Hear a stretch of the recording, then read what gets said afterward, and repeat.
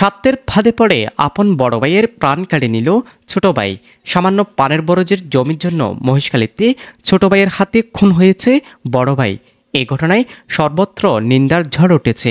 কক্সবাজারের মহেশখালীর হোয়ানক ইউনিয়নের হরিয়াছড়া গ্রামে এই ঘটনা ঘটে। জানা গেছে, দীর্ঘদিন ধরে ফুরকানা আহমেদের সাথে পানের বরজের জমি নিয়ে বিরোধ চলে আসছিল তার আপন ছোট ভাই আবুল কালামের সাথে।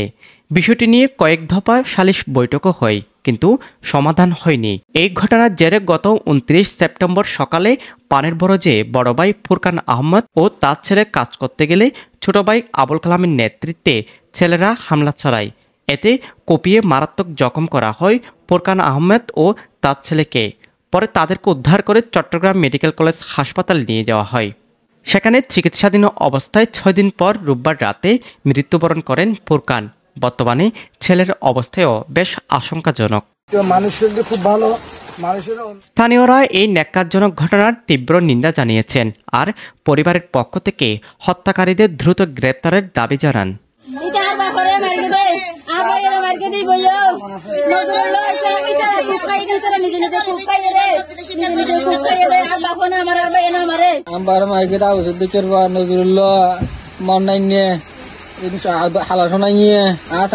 আবুল কাসিম তারপরে আবুল কালাম ফাঁসি ছাড়া আমরা কোনো মানবো না। আমরা নজরুল্লাহ ফাঁসি চাই, আবুল কালামের ফাঁসি চাই, আবু সিদ্দিকের ফাঁসি চাই, মানে যারা মাঝে তারা ফাঁসি চাই নজরুল। এদিকে পুলিশ বলছে, হামলার পরপরই 10 জনকে আসামি করে মামলা করা হয়েছিল, কিন্তু এই ঘটনায় এখনো কেউ আটক হয়নি। মহেশখালী থানার ওসি জানান, নতুন করে হত্যা মামলা রুজু হবে, আসামিদের দ্রুত গ্রেপ্তার করা হবে। মামলা হয়েছে গত কয়েকদিন আগে, মামলা হয়েছে, চিকিৎসাধীন অবস্থায় মারা গেছে। ঠিক আছে, সত্য এটা। মামলা 10 জনের বিরুদ্ধে হয়েছে।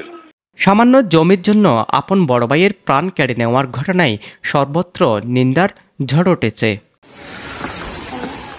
News desk, পেনুয়া।